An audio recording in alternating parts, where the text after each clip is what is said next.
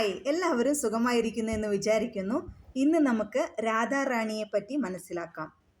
ശ്രീമതി രാധാറാണി പരമദേവിയും ഭഗവാൻ കൃഷ്ണൻ്റെ ഏറ്റവും പ്രിയപ്പെട്ട ഭാര്യയും മുഴുവൻ പ്രപഞ്ചത്തിൻ്റെ മാതാവും കൃഷ്ണൻ്റെ ആനന്ദശക്തിയും വൃന്ദാവന രാജ്ഞിയുമാണ്.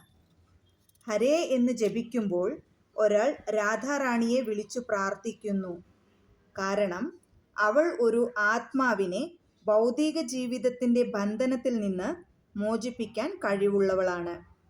ഹരിപ്രിയ എന്നും വിശേഷിപ്പിക്കപ്പെടുന്ന രാധാറാണി കൃഷ്ണന് വളരെ പ്രിയപ്പെട്ടവളാണ്. അവളുടെ ശുപാർശ പ്രകാരം ഒരു ആത്മാവ് എത്ര പരാജിതനാണെങ്കിലും ഒരാളുടെ മരുഭൂമി പോലുള്ള ഹൃദയം അനുഗ്രഹിക്കപ്പെടും. കൃഷ്ണനെക്കുറിച്ചുള്ള അറിവ് ലഭിക്കുകയും ചെയ്യും.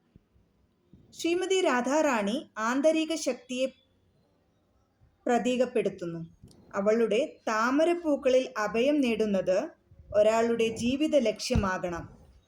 അതാണ് ജീവിതത്തിൻ്റെ പൂർണ്ണത.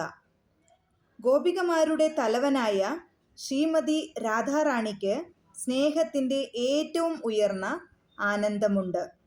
അവളുടെ മാനസികാവസ്ഥ അതുല്യമാണ്. രാധയും കൃഷ്ണനും തമ്മിലുള്ള സ്നേഹപരമായ കൈമാറ്റങ്ങൾ ഒരു ഭൗതികവാദിക്കും മനസ്സിലാക്കാൻ കഴിയില്ല.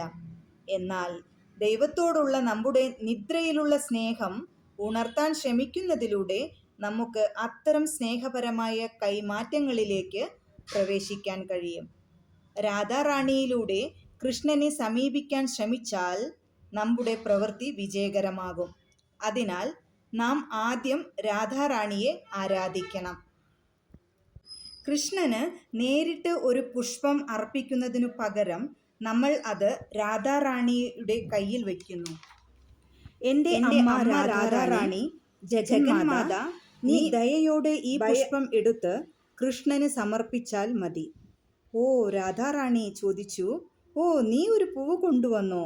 മഞ്ഞ ചമ്പകപ്പൂവിന് സമാനമായ ചർമ്മവും കൃഷ്ണനോടുള്ള ആകർഷണത്താൽ ചുവന്ന ചുണ്ടുകളുള്ള ശ്രീമതി രാധാറാണിക്ക് കുങ്കുമത്തേക്കാൾ സൗന്ദര്യമുണ്ട്.